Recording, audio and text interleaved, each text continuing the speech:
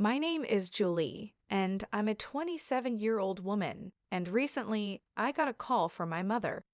We hadn't spoken in almost 3 years. She called to ask for my help because my sister and her husband had just gone through something really bad. To give you some background, the man who is now my sister's husband was supposed to be my husband once upon a time. My sister, who's 23 and I'll call her Kelly, got together with my fiancé Jack, who is also 27, on the day of my engagement. Jack and I had been together since college, and after almost 3 years, he proposed to me. He even threw a party to surprise me on the night of our engagement. I remember feeling like I was on top of the world until about 2 p.m. that day. I decided to step out into the backyard to get better phone reception, and that's when I saw my sister and Jack. They were making out so passionately that it took them a few seconds to even notice me standing there, completely shocked. I couldn't believe he would do this to me, especially after almost 3 years together, and on the night of our engagement, no less. When they finally noticed me, they quickly pulled apart, but it was too late. I ran to my car and drove as fast as I could to the nearest hotel. I was in complete shock and trying to process what I had just seen, hoping it wasn't true. But then I received a text from Kelly, apologizing and saying she was in love with Jack. Apparently, this had been going on for a long time. I was in my hotel room when I got that text, and I broke down like never before. After that, Jack texted me too, saying pretty much the same thing. He told me that he had only proposed to me because he thought that if he committed to me, he could push Kelly out of his mind. Obviously, that didn't work, and it made him want Kelly even more. He said it wasn't about me, but it was about them, and they just knew they were meant to be together. I was just a stand-in, a way for Jack to eventually meet Kelly. I stayed at the hotel for a few days, trying to pull myself together. I was still feeling lost and trying to convince myself that this was just a bad joke life was playing on me. After almost 5 days, I finally went back home because I needed to get my things and go back to work if I didn't want to get fired. When I got home, I realized that my family had been staying with Jack, all under the same roof, waiting for me to return. It might have been touching if it weren't for the reason I left in the first place. Everyone had been trying to text me and get a response from me nonstop after I disappeared, but I hadn't answered a single one of those messages. So when I finally came back, there was a lot of chaos. Everyone made sure to hug me and tell me how glad they were to see me. Even Kelly had the nerve to come up to me with tears in her eyes and give me a big hug when she saw me. I was too shocked to even react and just stood there silently while everyone crowded around me. Finally, when things calmed down, I cleared my throat and told them that I was only back to get my things and move out for good. Jack had been standing there quietly until that point, but when I said I was leaving, he announced that I didn't need to go because he had already packed his stuff and was moving in with Kelly now that everything was out in the open. My family, including my parents, my aunt, and my dad's youngest sister, who has lived with us since her husband passed away, all had big smiles on their faces. There was nothing to smile about, at least not from my perspective. Kelly stood next to Jack, looking at me sadly but still smiling. I couldn't take it anymore and asked my family what on earth they were smiling about because, as far as I could see, there was nothing to be happy about. I was upset because Kelly had just broken up my engagement and taken away my boyfriend of almost 3 years. There was nothing funny or sweet about it. My mother spoke up and told me that they couldn't change the past, but they could accept the future. They believed that the future had Kelly and Jack together, and even though the relationship started with cheating, they felt sorry about it, but wanted me to understand that this was for the best. Kelly apologized for taking my boyfriend, saying she couldn't help falling in love with him. She wished she had told me earlier, so I didn't have to find out this way, but she said they were deeply in love and wanted to spend their lives together. Then they kissed right in front of me, and my mother even wiped a tear from her eyes. I snapped and told them that this wasn't something to be sentimental about. What they were doing was disgusting. To my surprise, my family got annoyed with me and said I was being bratty instead of being happy for my sister. They thought I was making it all about myself and didn't approve of my behavior. I was shocked by their attitude and told them all to get out of my house. I couldn't understand how they were defending Kelly and Jack while making me look like the bad guy, acting like I was overreacting. My father stepped in and told me not to act like a child because things like this happen and I should just accept it. He said I should be happy that my sister found her soulmate instead of being jealous. It felt like they were all acting crazy and I couldn't deal with it anymore. So I said screw it, went to my room, packed some of my things, and left again without talking to them or listening to what they had to say, even as they called my name and told me not to go. I didn't have anything left to say to them because it was clear that they cared more about Kelly and her happiness than about me or what was right and wrong. They were so focused on justifying what Kelly had done that they completely forgot that I had real feelings too. After that day, my family tried to contact me several times, but I never responded because I didn't think I owed them anything. A couple of weeks later, I even received an invitation to Kelly and Jack's wedding, which I obviously declined. All the friends that Jack and I had in common also declined the wedding invitation to support me, and even a few relatives who knew the truth stopped interacting with my family after they learned how I had been treated. It's been 3 years, and I've cut them out of my life completely. They occasionally tried to get back in touch by wishing me well on my birthday or New Year, but I always ignored them. I never blocked any of them, though I did remove them from my friends list. Since I have a public account, they could still see what I was up to, which is what I wanted. I wanted them to see that I was living a great life and let them feel jealous. It was a bit petty, but it was the least I could do after how they treated me. Until recently, I had no idea what they had been up to in the last few years. About 5 days ago, my mother called me from a number I didn't recognize. When I answered and realized it was her, I tried to hang up, but she begged me desperately for a chance to talk. She sounded so upset that I agreed to listen for a couple of minutes because I couldn't ignore her completely. She told me that Kelly and Jack had started a business a couple of years ago, but it was failing badly. Their investors were backing out because the business wasn't making any profit. They borrowed more money, but even that didn't help, and now they were deep in debt.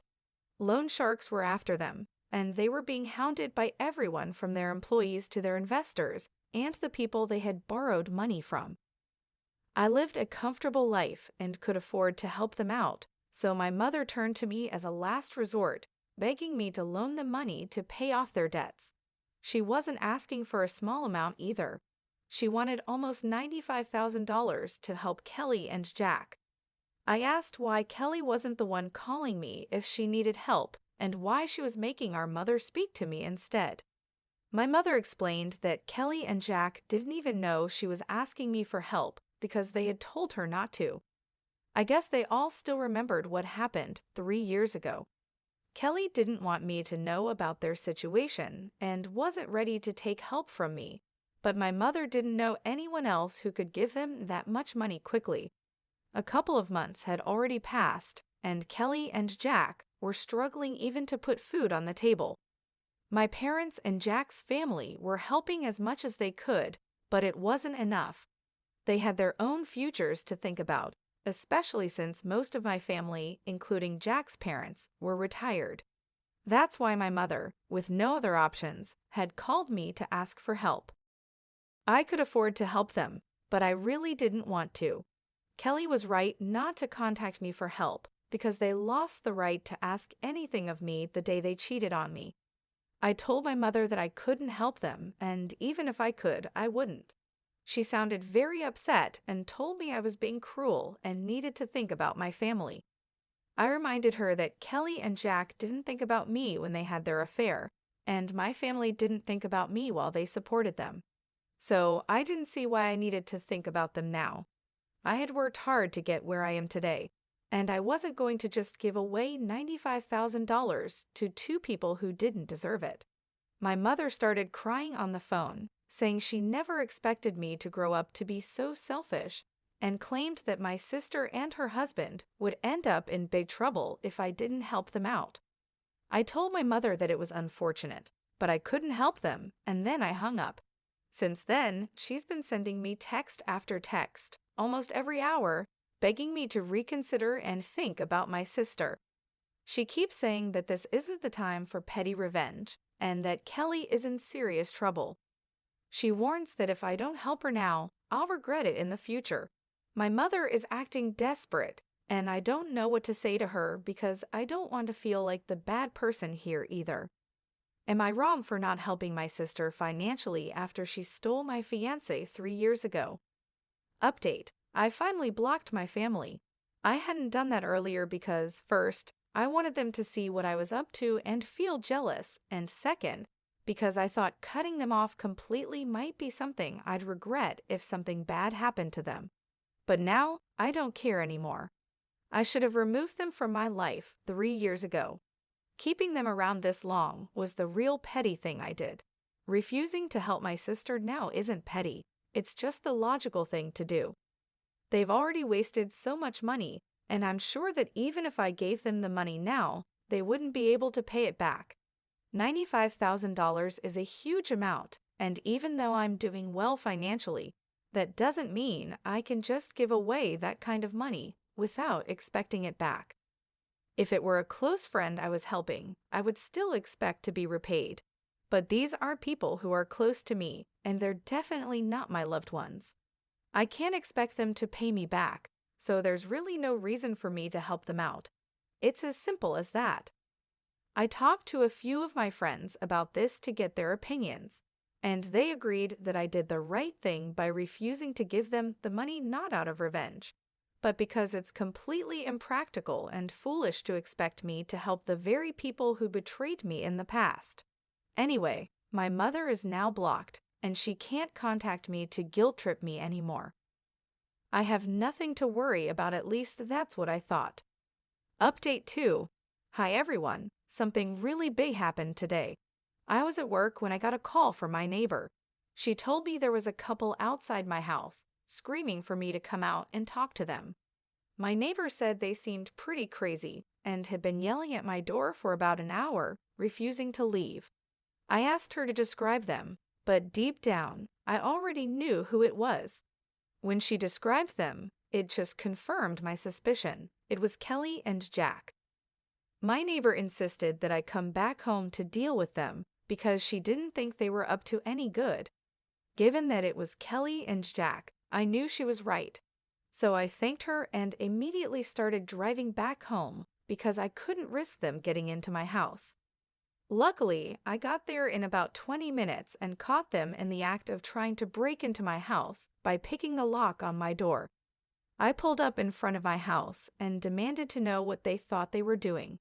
I tried to call the police right away, but Jack moved like lightning and knocked the phone out of my hand. Kelly walked over and said they were just there to talk, and they didn't want anything from me, at least not right now. I told them to make it quick and made it clear that they shouldn't expect me to invite them inside. Whatever they had to say would have to be discussed outside in the yard. They seemed okay with that, which was a relief because I didn't think it would be a good idea to let them inside. They already seemed pretty hostile, and I didn't know what to expect. Kelly started talking and told me that our mother had informed her about the phone call and how I had ignored the texts that followed and even blocked them all. She said that the way I was behaving was very unfair, and that since it had been 3 years, I should really be over it by now. I was accused of being silly and dramatic, just to get attention from my family. Kelly said she felt insulted because I refused to help them, and that's why she was there to talk to me. She mentioned that she had managed to arrange the money for now by selling their house and all their jewelry, but there was a strong chance she might need more in the future. She wanted to know that she could rely on me for help when that time came. I told her flat out that she couldn't and shouldn't count on me at all under any circumstances because I hated her and her husband with a passion. I was so angry that I warned her it was taking all my self-control not to hit her at that moment, so it would be best if they just left.